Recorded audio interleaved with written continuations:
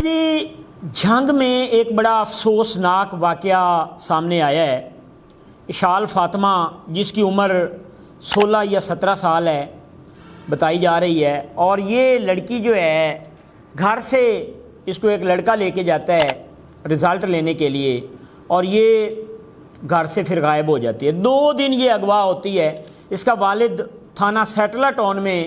اغوا کی جو FIR ہے، مقدمہ درج ہوتا ہے،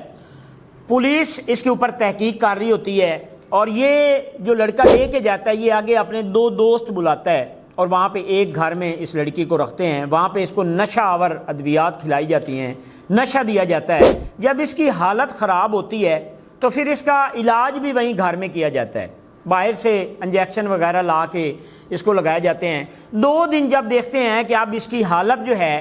وہ بالکل بگڑ چکی ہے،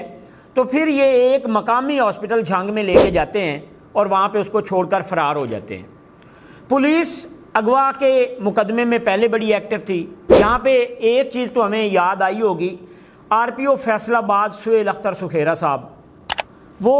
اکثر یونیورسٹی اور کالجوں میں جاتے ہیں اور وہاں پہ بچیوں کو لیکچر دیتے ہیں، اور بچیوں کو وہ بتاتے ہیں کہ پہلے لوگ آپ کے ساتھ دوستی کرتے ہیں موبائل فون کے اوپر، پھر آپ کو اپنی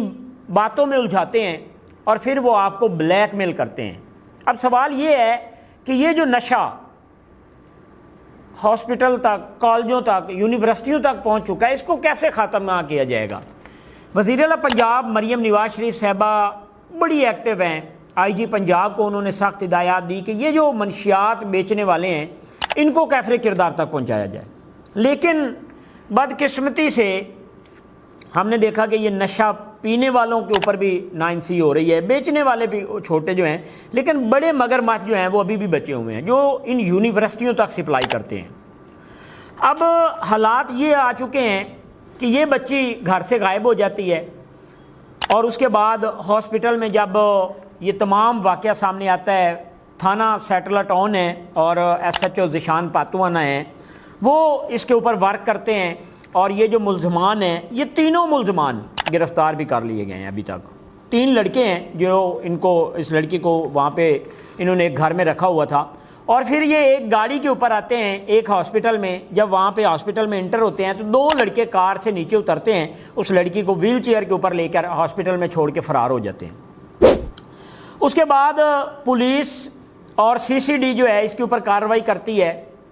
پہلے ایک لڑکا جو اس کو گھر سے لے کے گیا تھا اس کو گرفتار کیا، اور اس کے بعد دیگر جو اس کے ساتھ اس کے دوست تھے ان کو گرفتار کیا۔ خلیل حسیب خان جو ہے یہ اس لڑکی کو لے کے جاتا ہے، اور یہ فرسٹ ایئر کا جو ہے فرسٹ ایئر کی طلبہ کو گھر سے لے کے جاتا ہے، رزلٹ لے کے جا رہا ہوں جی، رزلٹ لے کے ہم واپسی آتے ہیں، اور پھر یہ لڑکی اغوا ہو جاتی ہے۔ اب سوال یہ ہے کہ یہ جو 17-18 سال کی ایج ہے، یہ ایج ایسی ہوتی ہے کہ اس میں اکثریت لوگوں کو ورغلایا جاتا ہے، بچیوں کو سمجھ نہیں آتی، ان کو یہ لگتا ہے کہ یہ جو ہمارا دوست ہے سب کچھ یہی ہے۔ ماں باپ بڑی کوشش کرتا ہے کہ اپنی بچیوں کے اوپر نظر رکھیں، ماں باپ کی بڑی کوشش ہوتی ہے کہ ہم اپنے بچوں کو ایسے معاملات سے دور رکھیں، لیکن بچیوں کو ایسے خواب دکھائے جاتے ہیں، بچیوں کو ایسے واقعات دکھائے جاتے ہیں ساتھ ان کو کہ جی ہم یہ ہو جائے گا، وہ آپ کی خاطر ہم مر جائیں گے، یہ تمام چیزیں سامنے لا کے ان کو ورغلایا جاتا ہے۔ اسی طرح اس بچی کے ساتھ بھی ہوا ہے، اور اب یہ جب چھوڑ کے چلے گئے اس کے بعد DHQ جھنگ میں جب بچی کو لے گئے تو وہاں پہ اس کی ڈیتھ ہو گئی۔ اس کے بعد جو ہے پولیس حرکت میں آئی، پہلے اس شخص کو گرفتار کیا، پھر اس نے آگے 2 لڑکے گرفتار، ایک لڑکا جو ہے ان میں وہ یہاں سے فرار ہو گیا تھا، لاہور تھا۔ تھانہ سیٹلہ ٹاؤن پولیس نے صبح 4-5 بجے اس لڑکے کو بھی گرفتار کیا، اور اب یہ تینوں ملزمان جو ہیں پولیس کے پاس ہیں۔ اب یہاں پہ یہ معاملہ سوشل میڈیا اور میڈیا کی بڑی زینت بنا ہوا ہے۔ اب دیکھا یہ جا رہا ہے کہ کیا ان لوگوں کو بھی کیفر کردار تک پہنچایا جائے گا؟ کیا ان لوگوں کو بھی اس لڑکی کو انصاف ملے گا؟